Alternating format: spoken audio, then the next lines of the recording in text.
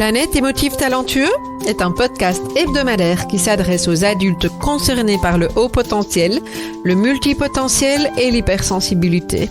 À tous ceux qui vivent avec le sentiment de décalage et qui se posent mille et une questions. Vous découvrirez des clés pour vivre pleinement votre singularité de façon authentique par le biais d'entrevues avec des experts du haut potentiel et de l'hypersensibilité, des témoignages ainsi que des épisodes solo relatant de nombreux conseils dans le domaine.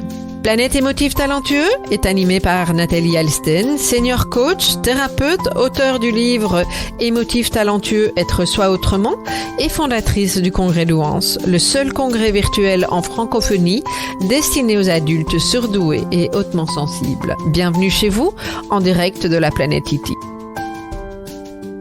Bonjour les émotifs talentueux, ravi de vous retrouver pour cet épisode sur un sujet qui est très souvent abordé, pas toujours de la manière la plus douce, je dirais. On va parler aujourd'hui de relations toxiques quand on est concerné par la haute sensibilité et le haut potentiel. Donc tout un sujet, et je vais répondre aux questions suivantes. C'est quoi d'abord une relation toxique? Ça me semble important de redéfinir cet aspect-là des choses avant d'aller plus loin. Également, est-ce que ça existe vraiment des pervers narcissiques? On en parle beaucoup. Je fais le point sur cette notion parce que ça me semble plus qu'important d'être au clair avec ça. Les personnes concernées par la haute sensibilité sont-elles plus souvent concernées par des relations toxiques? Et puis, bien évidemment, tout ce que nous espérons, c'est comment ne plus y glisser, en sortir si malheureusement on a glissé ou on est resté trop longtemps dans ces relations toxiques. Voilà. Ça, c'est le programme du jour. Alors, premier aspect, définissons, si vous le voulez bien, ce que c'est qu'une relation toxique. C'est une relation dans laquelle on va avoir tendance à s'oublier.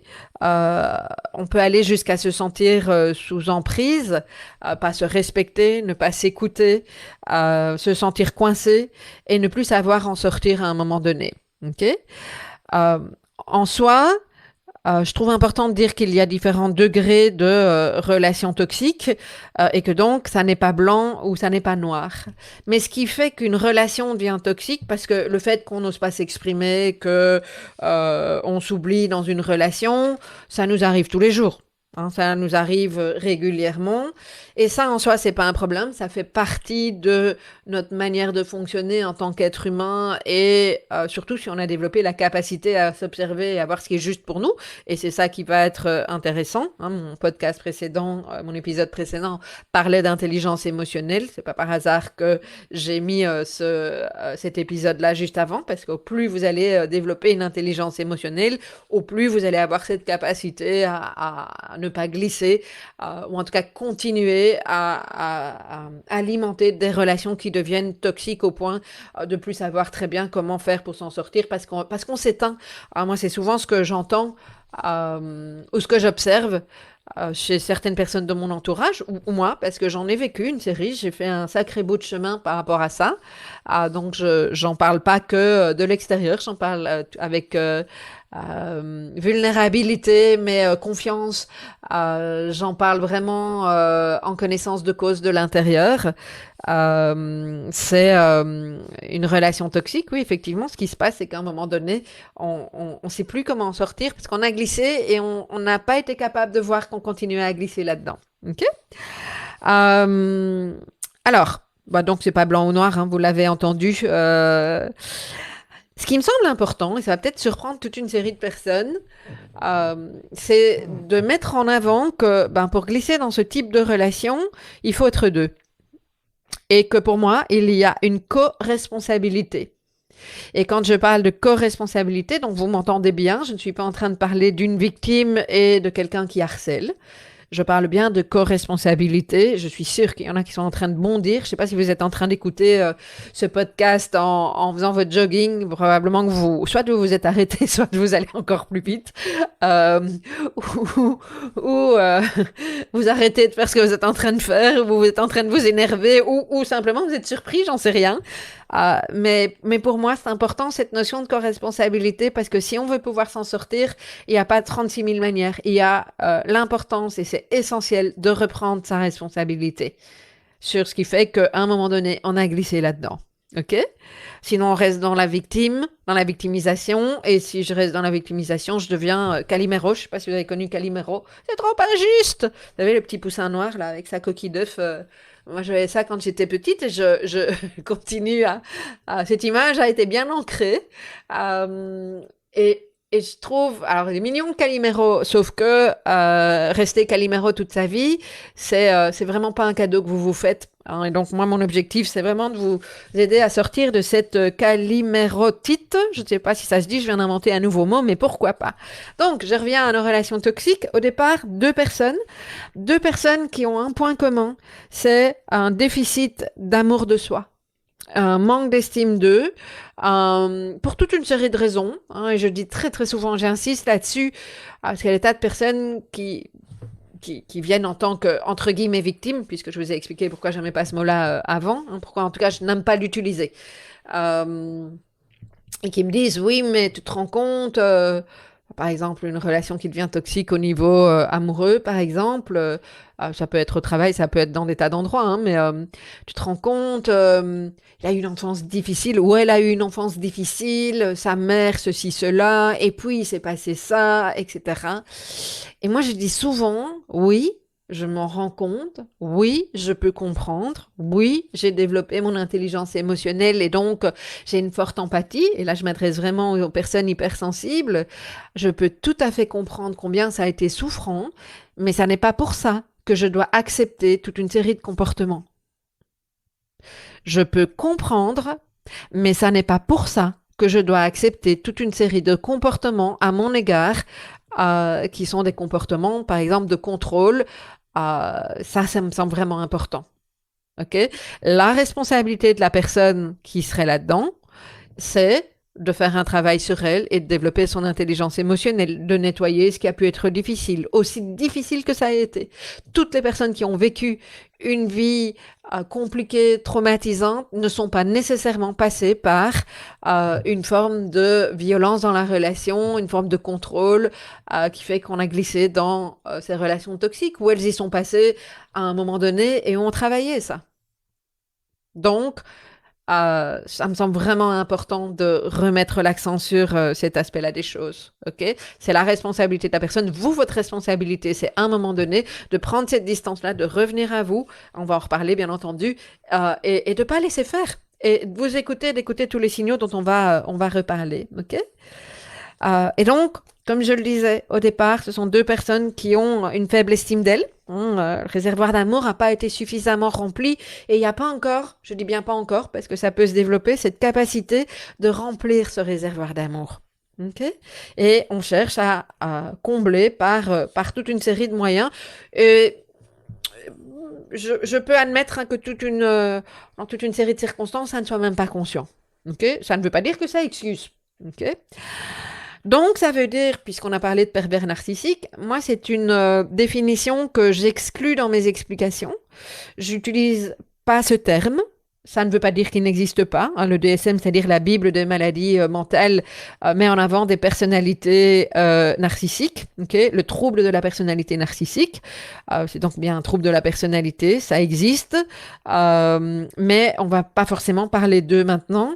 Et c'est pas parce que chaque fois que vous avez quelqu'un en face de vous qui vous contrôle ou vous surcontrôle que vous avez en face de vous un pervers narcissique. Pour moi, c'est important parce que quand on met l'étiquette pervers narcissique sur quelqu'un, c'est quasi impossible d'enlever cette étiquette et donc ça ne laisse plus aucune ouverture du cœur, ça ne laisse plus aucune possibilité de changement.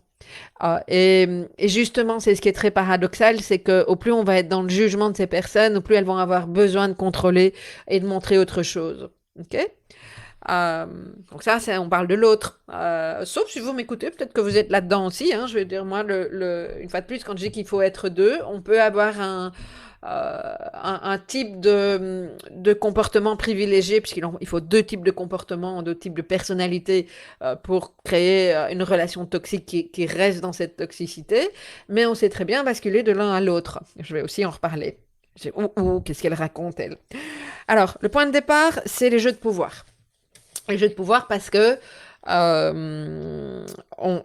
comme si on avait besoin de montrer son importance à l'autre à travers différentes façons. Il y a le triangle dramatique, le triangle de Karpman, qui met en évidence la façon d'observer ces fameux jeux de pouvoir, dans lequel on retrouve dans cette triangulation une victime, un bourreau et un sauveur. Okay. Alors ça commence, je reprends un exemple que les mamans vont, ou les papas d'ailleurs, vont probablement entendre. Moi, j'aime bien cet exemple-là parce qu'il est facile à comprendre. Mon enfant ne réussit pas à l'école, mon ado ne réussit pas à l'école, ça me tracasse, c'est normal, ok. Et donc, je vais décider que je vais mettre tout en œuvre pour sauver son année scolaire, sa scolarité et son avenir. Ok. Ça, c'est ce que je pense en tant que sauveur. Okay. Quand je dis je donne l'exemple, ça peut être, c'est quelque chose qui se passe assez souvent et que vous pouvez transposer.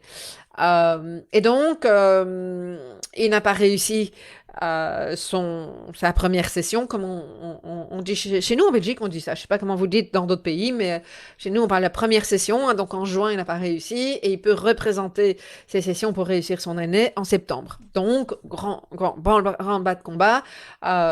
Moi, maman ou belle-mère, je vais mettre en place toute une série de choses. Je vais trouver un coach scolaire, je vais lui faire un agenda, un planning pour qu'il étudie, des bons petits plats. Je vais peut-être même aller jusqu'à supprimer mes vacances pour être à côté de lui, mon ado chéri. Okay.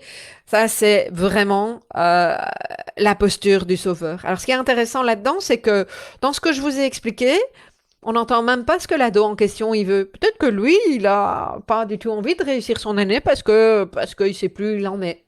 Peut-être que il a juste besoin de cours de maths et rien de plus. Peut-être que, au contraire, il a besoin de prendre le large et que maman ne soit plus là à l'envahir et aller passer 3 mois chez sa grand-tante à l'autre bout du monde et aller étudier. Que sais-je. Donc c'est assez intéressant parce qu'en fait, la posture de sauveur, des sauveteurs, c'est une posture qui croit savoir ce qui est bon pour l'autre et qui oublie de valider ça avec l'autre. Après, vous allez me dire que l'autre en question, la victime donc, elle peut aussi dire à un moment donné, oh maman, lâche-moi, ok? Ah, attends, dégage tes trucs, prof de maths, j'en ai pas besoin. Moi, j'ai juste besoin qu'on me foute la paix et que j'ai 15 jours pour étudier. Mais avant, je vais partir en vacances avec mes potes parce que je suis fatiguée. Oh non, moi, tes petits plats, ils me saoulent. J'ai pas envie de manger tes petits plats. Voilà, ok? Peut-être qu'il va dire, peut-être qu'il ne va pas dire. Et ça n'est jamais binaire une fois de plus, ok? Et donc, mon ado n'a rien dit ou a juste émis l'une ou l'autre chose. Il se laisse faire ou il fait semblant de se laisser faire, parce que pour toute une série de raisons, on pourrait en parler longtemps. Et moi, bonne mère ou belle-mère sauveuse, je fais tout mon petit tam-tam.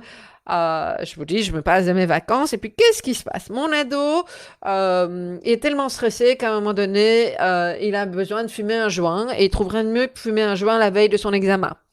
Et puis, je découvre aussi que il est sorti un week-end où je n'étais pas là, où je n'ai pas fait attention, au lieu d'étudier.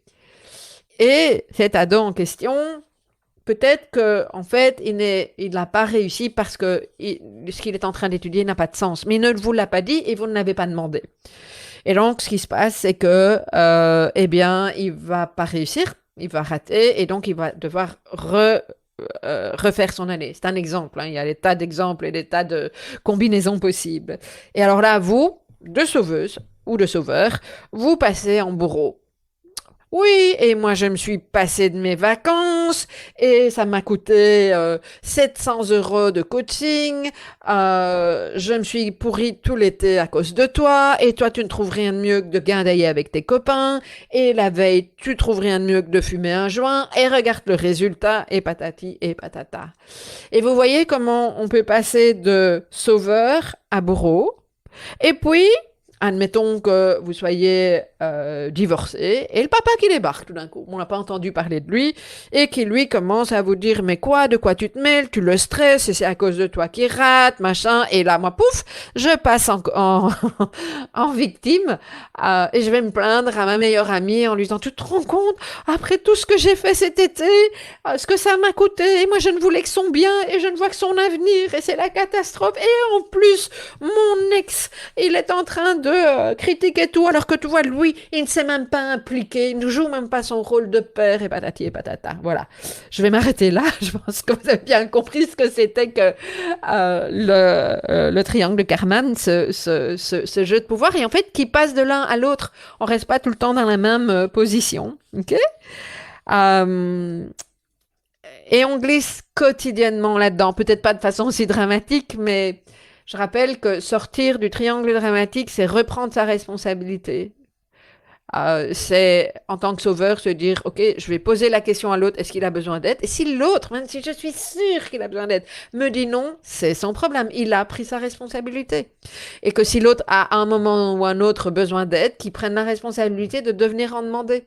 De venir, pardon, en demander.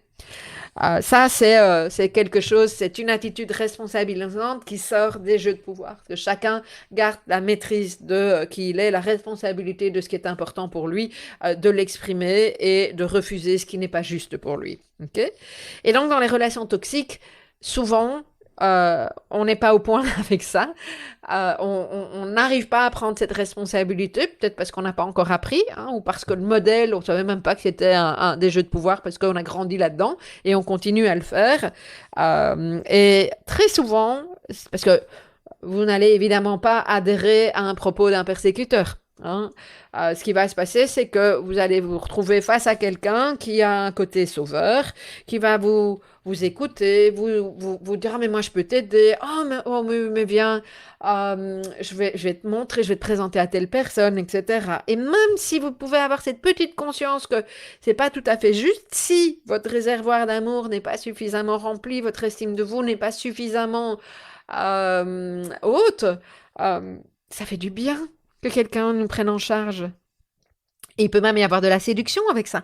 On dit, oh, toi, tu mérites qu'on t'aide, etc. Une fois de plus, ça ne se passe pas qu'au niveau sentimental, ça se passe au travail, ça peut se passer à des tas d'endroits, okay, dans de l'amitié, etc. Okay. Et je dis souvent, on le voit pas venir ou on le voit venir et on n'en fait rien. Il y a soit la sirène d'un côté, là, qui vous chante une douce mélodie et qui vous attire, ou le cavalier sur son grand cheval blanc qui vous annonce aussi monts et merveilles. Et nous, on rentre là-dedans. Okay. Et donc, ce qui se passe, c'est d'abord cette phase de, on pourrait l'appeler séduction, hein, comme je l'ai dit, et puis presque de l'endormissement, parce qu'on répète les choses, etc. Et puis arrive un moment donné où vous vous rendez compte, mais tiens, là, il y a un truc... ça colle pas. Tiens, bizarre. Il a dit ça. Mais ça ressemble quand même pas au discours qu'il avait au début. Oui, mais il m'aide, mais finalement, c'est à son propre profit. Et il peut y avoir comme ça plein de choses. Alors, je dis son, je pense à un monsieur, mais ça peut être une dame, hein, ça peut être entre femmes, entre hommes ou hommes-femmes. Je veux dire, il y a vraiment pas de règle par rapport à ça, quoi. Et puis, arrive un moment donné, on commence à poser la question, puis l'autre en face se rend compte que bah, ça marche plus aussi bien le mode de séduction que la façon d'enrober, de valoriser, etc. Et donc, c'est à ce moment-là qu'il peut commencer à y avoir un espèce de jeu chaud-froid, en piquant, en jouant, en rabaissant. Une fois de plus, c'est pas binaire, il y a différents degrés, hein, tout le monde n'a pas la même manière de fonctionner, mais en tout cas, ce qu'on peut repérer, c'est que il y a de la part de l'autre personne le besoin de nous contrôler. Et nous, une fois de plus, ça peut se passer dans les deux sens. Hein, donc, la personne qui se sent contrôlée va à un moment donné se dire, mais tiens, ça, c'est pas normal. Et ce qui se passe à ce moment-là, sont ces petits signaux, on ne les écoute pas forcément.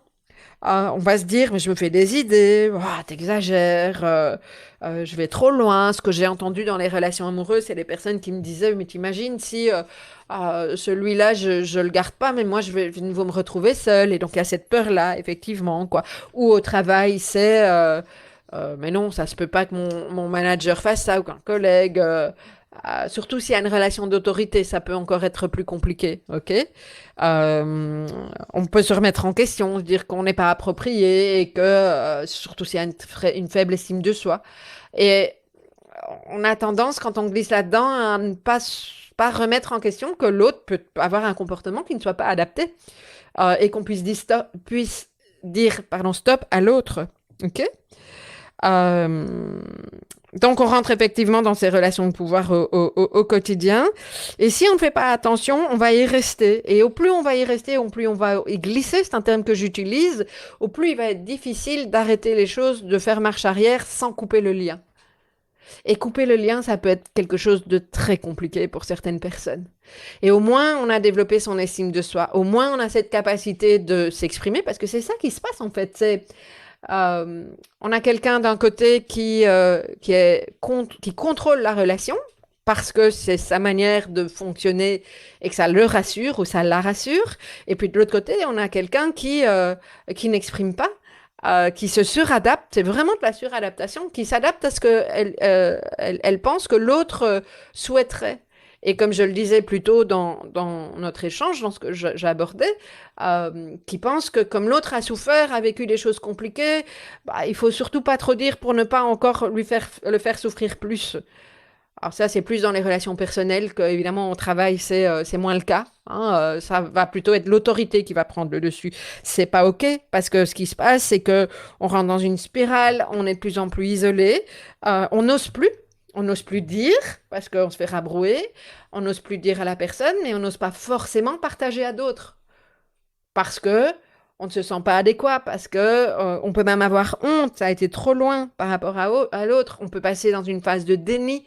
Le déni est quelque chose qui est très présent quand on va loin dans ce type de relation. Et j'en sais quelque chose parce que j'ai été dans le déni pendant des années par rapport c'est compliqué de se dire qu'une relation qui est importante pour nous, dans laquelle on a accepté plein de choses, et je peux vous dire que j'ai eu en face de moi des gens, mais brillantissimes, qui sont passés là-dedans.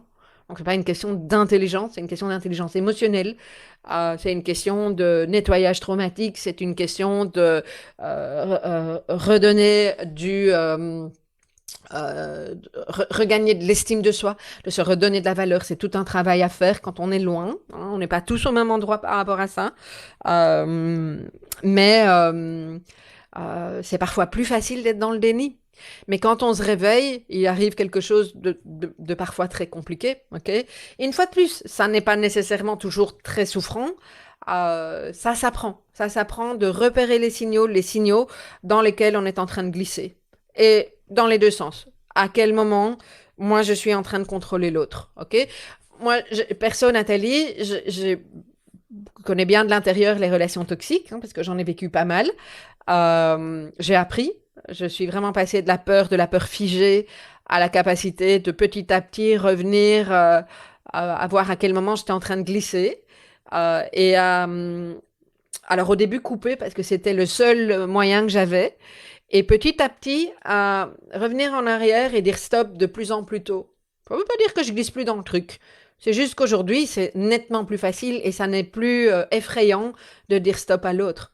Parce que j'ai appris à me donner suffisamment de valeur, j'ai appris à prendre soin de moi et à me dire que je suis pour moi la personne la plus importante au monde, non pas dans un but égoïste, mais que je suis censée prendre soin de moi et que si quelqu'un est en train de m'empêcher de me prendre soin de moi ou d'essayer de me contrôler, ça ne me va pas et je vais l'exprimer.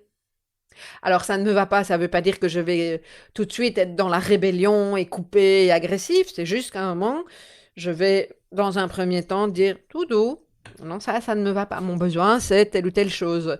Mais si ça va trop loin, parce que j'ai encore dans mon entourage des personnes euh, qui, euh, qui ont un besoin de contrôle très très important, et il arrive un moment donné où ça dépasse une limite que moi j'ai décidé qui serait la mienne. Et si ça dépasse cette limite, je vais dire stop. Maintenant, stop. On va pas plus loin. Tu arrêtes. Tu arrêtes ou on coupe la relation, tu arrêtes ou on ne se voit plus, ou tu arrêtes ou je m'en vais, ou peu importe, quoi. Mais il y a cette capacité de pouvoir exprimer les choses. Mais parce que j'ai appris à les identifier. OK? Donc, je récapitule, il faut deux personnes, une qui se laisse séduire, qui ne s'exprime pas, qui se contient, qui se suradapte, et une autre qui va avoir besoin de contrôler la relation, qui va avoir besoin de se valoriser de cette manière-là, parce qu'elle ne peut pas faire autrement à ce moment-là aussi, que c'est quelque chose qui fonctionne comme ça chez elle. C'est bien pour ça que je ne parle pas de pervers narcissiques, mais de personnes hyper contrôlantes, parfois très contrôlantes, et ça peut être aussi douloureux, on s'entend bien, mais mais c'est complètement différent. C'est fondamental pour moi de faire la différence dans le regard. OK? Et ça peut aussi, comme je le disais, être violent, je ne remets pas ça en question. Alors, ce genre de relation suradaptée et contrôlant, c'est quand même, je trouve que, et c'est encore un autre débat, mais que notre société appelle beaucoup à ça. Euh, on est dans une société effectivement qui développe pas mal le côté narcissique, puisqu'on revient quand même à ce côté narcissique, et donc ce besoin de contrôle absolu et d'être centré sur soi, mais euh, pas de manière euh, authentique, vulnérable, euh, et dans la conscience de soi. Okay. Et la bonne nouvelle, c'est qu'on a de plus en plus d'initiatives qui nous permettent aussi d'être de plus en plus conscients. J'espère faire partie de ce mouvement qui vous invite à être conscient de ce qui se passe en vous, aussi bien pour vous reconnecter à vous, pour vibrer de votre lumière, et pour pouvoir repérer les personnes qui n'ont pas encore cette capacité aujourd'hui d'être dans la lumière, mais dans l'ombre, et qui ont tellement de mal, parce que c'est ça aussi, ont tellement de mal d'être dans leur ombre, qu'elles vont avoir besoin de contrôler l'autre, parce que c'est comme si en contrôlant l'autre, elles étouffaient, elles ne sont pas connectées à leur ombre, c'est trop difficile pour elles. Okay. On pourrait en parler pendant des heures, hein, mais et une fois de plus, c'est une co-responsabilité. Alors, petit point aussi, parce que souvent on me dit oui, mais les hauts potentiels ne peuvent pas être concernés par le pervers narcissique. Si, dans le sens contrôle, bien sûr que si, et il y en a énormément. Et une fois de plus, pour moi, il n'y a rien d'irrémédiable, il y a juste besoin de développer son intelligence émotionnelle. Je peux dire que c'est gagné partout. De dire aussi que ça ne peut pas concerner une personne hautement sensible parce que il y a de l'empathie, ben oui, mais l'empathie, elle peut aussi servir à bien comprendre l'autre et à être utilisée pour contrôler l'autre. Donc, une fois de plus, euh, ça n'est pas mettre une étiquette, mais vous pouvez avoir une personne qui est à la fois empathique et contrôlante. Je vais vous donner mon exemple. Moi, je me suis rendu compte que je pouvais être dans le contrôle. C'est là où ça se représente le plus au niveau pro. Et que donc, avec mon équipe, je dois être attentive au moment où, parce que ça fait partie de mes peurs, euh, je n'ai, j'ai, je peux me mettre à contrôler quelqu'un de manière importante parce que je n'ai pas suffisamment développé la relation de confiance avec cette personne. Et donc, en fait, ma responsabilité, c'est de me dire, OK, qu'est-ce qui se passe ici? Pourquoi tu as besoin de contrôler? Jusqu'où tu glisses dans les jeux de pouvoir? Est-ce que tu passes dans le persécuteur? Comment tu fais marche arrière? Comment tu exprimes les choses? Comment tu écoutes la personne? Comment tu écoutes tes propres besoins? Quels sont les besoins du projet, de l'entreprise? Comment on peut continuer ensemble? Mais c'est ma responsabilité d'observer que je suis en train de glisser là-dedans. Tout comme ça m'est aussi arrivé de passer dans le sauveur, hein. Mais si je passe dans le sauveur, oh la pauvre machin, etc., inconsciemment, je peux avoir des attentes. Si ces attentes ne sont pas remplies, qu'est-ce qui se passe? Pouf! C'est comme avec l'ado. Il arrive à un moment donné, si ces attentes ne sont pas rencontrées, parce qu'elles n'ont pas été formulées, donc je n'ai qu'à m'en prendre à moi-même, je peux passer dans le persécuteur. Donc très très important d'observer ça pour pouvoir faire marche arrière et voir ce qui se passe effectivement de part et d'autre. Ok. Euh, Qu'est-ce que je voulais encore vous dire? Il y a tellement de choses à dire sur le sujet, hein. Alors oui, bon, je vous ai dit hein, que c'est pas parce qu'on est hautement sensible qu'on est toujours bienveillant. Et tout ça, bah, je vous ai déjà dit, j'en parle dans mon précédent épisode, l'épisode 9 hein, de ce podcast. Je parle d'intelligence émotionnelle. Si vous ne l'avez pas encore écouté, ça peut être intéressant d'échanger là-dessus. Voilà, ok? Alors, si vous êtes du type, parce que maintenant, qu'est-ce qu'on fait avec ça? Okay. Si vous êtes du type à vous suradapter, travail sur l'estime de soi, toujours important. Travail d'estime de soi, il se fait en s'entourant de personnes qui sont dans la bienveillance, qui ont cette capacité de échanger avec vous sans vous juger. Ça, c'est tellement important. Apprendre à cerner vos besoins, parce que ça peut souvent être quelque chose qu'on n'a pas appris. Rencontrer vos besoins, identifier à quel moment vous n'y arrivez pas. Ça peut se faire en accompagnement si vous n'y arrivez pas seul. Et c'est développer ce que j'appelle cette boussole intérieure qui vous permet de dire et de vous reconnecter à l'intérieur à votre intuition aussi, au corps, et que vous dites, il y a un truc que je sens pas là. Qu'est-ce que c'est en train de me dire? Ok. Moi, aujourd'hui, cette antenne-là, elle est absolument géniale pour renifler quand en face de moi, j'ai quelqu'un qui est dans son ombre et qui a besoin enfin, pas forcément de me contrôler moi, hein, mais où l'intention n'est pas aussi pure que la personne va l'exprimer. Je sens il y a une attente derrière qui n'est pas exprimée. Je veux dire, j'ai appris à développer ça. Je ne dis pas que je sais toujours le faire, mais c'est quelque chose que je vous invite vraiment à développer si vous vous retrouvez dans ce profil-là. Ok. Et puis aussi, tout un aspect à développer, c'est comment je sors de la peur de ne pas être aimable, dans le sens être digne d'être aimé, ok, ou apprécié, et donc de ne pas tout faire pour l'autre. Il y a d'ailleurs une expression que j'ai tout fait pour lui ou pour elle.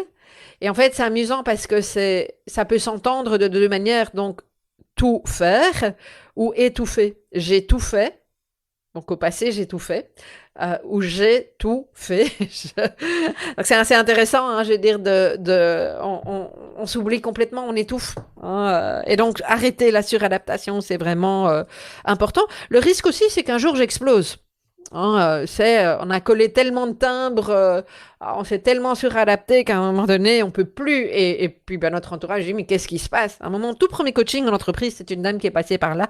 Je pense que j'oublierai jamais parce qu'elle s'était tellement suradaptée que personne n'a compris en fait ce qui se passait. Elle en pouvait plus, la pauvre. Mais en même temps, c'était sa propre responsabilité. Elle n'exprimait rien du tout. Ok. Sachant, bien entendu, qu'on peut, à d'autres moments, passer d'une posture à l'autre. Hein. On peut être victime et suradapté au boulot et tyran à la maison ou inversement. C'est pour ça, en fait, c'est une façon de compenser. Pas toujours conscient, bien entendu, mais néanmoins, c'est pas parce que c'est pas conscient que c'est pas excusable. Hein, que c'est excusable, pardon. Et puis, la personne qui a besoin de contrôler, même chose. Alors, c'est plus mon observation, c'est que les personnes qui ont besoin de contrôler ont plus de mal à aller en accompagnement, ok? Mais néanmoins, un travail d'estime de soi. Si vous êtes accompagnant et que vous travaillez avec des personnes comme ça, c'est essentiel. Alors, c'est essentiel avec tout le monde, mais de les accueillir dans leur souffrance, parce qu'il y a de la souffrance aussi, et de ne pas les juger par rapport à ça, parce que plus ces personnes vont se sentir jugées par rapport au fait de contrôler, il y a quelque chose de honteux qui est difficile pour ces personnes-là, au moins ça va fonctionner. Ok. Donc il y a l'importance d'apprendre à se valoriser sans l'autre, sans l'extérieur. Alors c'est un peu vrai sur les deux, mais plus encore sur celui-là, je dirais. Apprendre à laisser de la place à l'autre. Voir aussi ce qui a pu faire qu'à un moment donné, on ait tant besoin de contrôler. Alors souvent, c'est je contrôle, comme ça je ne suis pas contrôlée. Il n'y a pas que ça, mais ça peut être un aspect. Hein, donc si vous vous retrouvez dans ce modèle-là, ne fût-ce que, comme moi je vous ai expliqué, hein, je peux glisser là-dedans au niveau pro, c'est, ok, qu'est-ce que c'est en train de vous raconter cette histoire-là? Et comment vous pouvez changer les choses, ok? Développer l'empathie, c'est pas toujours évident. Il y a des gens qui sont pas nés avec de l'empathie, hein, ou en tout cas, c'est pas une compétence qui est facile pour eux. Pas tous à égalité avec ça.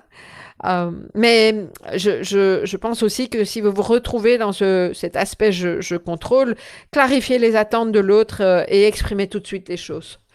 Les attentes de l'autre, les besoins, pardon, de l'autre, quels sont ses besoins, quelles sont vos attentes, est-ce que ça match, et pouvoir accepter un non. Et un non, c'est pas parce que vous n'êtes pas digne d'être aimé, valorisé, etc. C'est parce que l'autre, ça lui convient pas. Ok. Donc tout un travail à faire. Et ce qui me semble important quand les relations deviennent toxiques et glissent à ce point-là, c'est toujours de mettre en lumière que il y a l'ombre, il y a les blessures des deux côtés qui sont en train de se télescoper et de miroiter. Et ça, c'est tellement important de comprendre ça. Ok, donc même chose, toujours faire ce travail de guérison. Ça me semble tellement important. Alors guérison d'ouverture du cœur, je dirais. Ok. Alors très souvent, les personnes qui écoutent et qui cherchent des pistes, c'est plus les suradaptés. Ça ne veut pas dire que les autres ne font rien, ok. Mais plus quand on est dans cette posture-là, c'est plus facile pour une série de personnes de se considérer comme une victime que comme un bourreau. Si je reviens au triangle dramatique, ok? Alors, encore quelques éléments. Pourquoi est-ce que les personnes hautement sensibles seraient plus concernées? On en revient toujours à cette non-validation au moment de l'enfance. S'il n'y a pas eu cette autorisation de cette singularité de fonctionner autrement et ce décalage, ça peut générer un manque d'estime de soi. Et une non-conscience qu'on est OK et donc besoin de garder soit le contrôle ou soit de se suradapter pour pouvoir rester en lien parce qu'on pense qu'il n'y a pas d'autre manière. Une fois de plus, c'est très très souvent inconscient tout ça. OK? Alors, ce qui me semble important aussi, c'est de voir le chemin qu'on fait. C'est pas quelque chose, pas binaire, une fois de plus, j'utilise beaucoup ce mot-là pour le moment, hein, mais euh, il y a tout un apprentissage à faire pour s'observer, pour développer cet aspect-là des choses. Une fois de plus, comme l'intelligence émotionnelle, c'est possible de développer cette intelligence émotionnelle et au plus vous allez la développer, au moins vous allez glisser vite ou rester dans ce type de relation. Ok. Il y a néanmoins un piège que je n'ai pas encore abordé dans la population qui est concernée par le haut potentiel et qui donc a besoin d'être stimulée intellectuellement, voire même verbalement, et qui aime assez le défi verbal, les joutes verbales, le challenge, etc., qui a besoin d'être stimulé. Quand on a en face de soi quelqu'un qui est là-dedans, la séduction dont je parlais au début ou le clic peut passer par là. Ça peut générer quelque chose d'excessivement intense. Je l'ai vu chez beaucoup de personnes que j'ai accompagnées. Je repense à une jeune femme avocate qui me disait, mais avec lui, c'est génial. En plus, je pense avocate, donc elle, une suradaptée malgré tout. Pas forcément consciente de sa suradaptation, mais qui, dans ses relations sentimentales, avait tendance justement à s'écraser, alors que quand elle plaidait, elle était dans autre chose. Donc c'est là où vous voyez que dans des sphères de vie, ça peut varier. Et en fait, elle me dit, mais tu te rends pas compte avec cet homme, c'est fabuleux. On échange, on confronte. Mais pour elle, il y avait de l'adrénaline. Il y avait quelque chose de passionnant là-dedans, dans ces échanges, de nourrissant, de rapide, et qui stimule tout le côté intellectuel. Et le risque, c'est quand on reste uniquement focalisé là-dessus, c'est de ne pas se rendre compte que la relation n'est pas forcément adéquate et qu'il y ait des jeux de pouvoir. Et de ne pas faire la différence entre ce côté joute qui nous parle beaucoup, ces échanges, cette stimulation, et d'en oublier que nos besoins ne sont pas considérés, qu'ils ne sont pas pris en compte, qu'il y a du contrôle qui est en train de se mettre en place, que ce qui était de la séduction peut à un moment donné virer à quelque chose de très compliqué. C'est ce qui s'est passé pour cette jeune femme. C'est qu'à un moment donné, ça a commencé à être moins amusant parce qu'elle était ultra contrôlée, comme en plus il y avait eu tous ces échanges dans cette effervescence. L'autre, cet homme en l'occurrence, avait des éléments sur elle et reprenait ça. Et comme elle avait besoin de répondre, là c'était une forme d'expression, mais dans la justification qui fait que ça a été à un moment donné douloureux. Donc, voilà, c'est vraiment important. Il y a un double jeu au niveau du haut potentiel. C'est les jeux de pouvoir. Ça, c'est comme tout le monde. Mais également cette fameuse joute intellectuelle ou verbale. Voilà. Donc, ce qui est important ici, c'est d'être au clair avec les raisons pour lesquelles on reste dans ce type de relation, de les identifier pour pouvoir petit à petit faire marche arrière. Je rappelle que C'est parfois difficile parce que on a fait le vide autour de soi, qu'on est honteux de ce qui s'est passé, d'admettre que nous avons peut-être eu tort, que malgré notre intelligence ou notre belle sensibilité, on s'est fait avoir, vont me dire certaines personnes, certaines d'autres, ça leur parle pas, que ça a eu des conséquences, pas toujours simple. Ça, c'est quand ça a été relativement loin. Ok. Euh, et donc, récap important, d'où l'importance de vous connaître, de savoir quels sont vos besoins, comment vous fonctionnez, ce qui est important pour vous, quelles sont vos valeurs, ce que vous voulez, ce que vous ne voulez pas, ce que vous voulez, ce que vous voulez pas dans une relation, hein, et de pouvoir observer ce qui se passe dans la relation, d'identifier quand vous commencez à glisser dans les jeux de pouvoir et de dire le plus vite possible, stop, ça ne me convient pas. Est-ce qu'on peut trouver un autre moyen? On peut rester. Alors, identifier les jeux de pouvoir et dire stop, ça ne veut pas dire stop à la relation. Hein, ça veut dire stop à ce qui est en train de se passer dans la relation. Ça ne me convient pas. Ah, ah. Hein, donc, identifier quand ça glisse et puis exprimer effectivement ce qui est important pour vous. Voilà sur ce sujet. Alors, pour mémoire, vous savez que j'ai un guide. J'ai conçu un guide qui vous permet d'identifier où vous en êtes dans les 4 phases d'intégration de votre singularité. C'est aussi un guide qui commence à poser les jalons pour vous permettre d'identifier vos besoins en fonction de la phase où vous vous situez. Déjà un premier pas hein, vers cette boussole intérieure dont je vous parle je vous ai parlé dans cet épisode. Et pour le télécharger, c'est très simple, 3 fois W, émotiftalentueux.com/4 phases, 4 en chiffres, phases en lettres avec un S au bout, émotif talentueux au pluriel, fs-x au bout de talentueux.com/4 phases en chiffres, 4 et puis phases au pluriel. C'est gratuit et il suffit de le télécharger. Je suis très heureuse d'avoir passé ce moment avec vous et je vous dis à très bientôt pour un prochain épisode.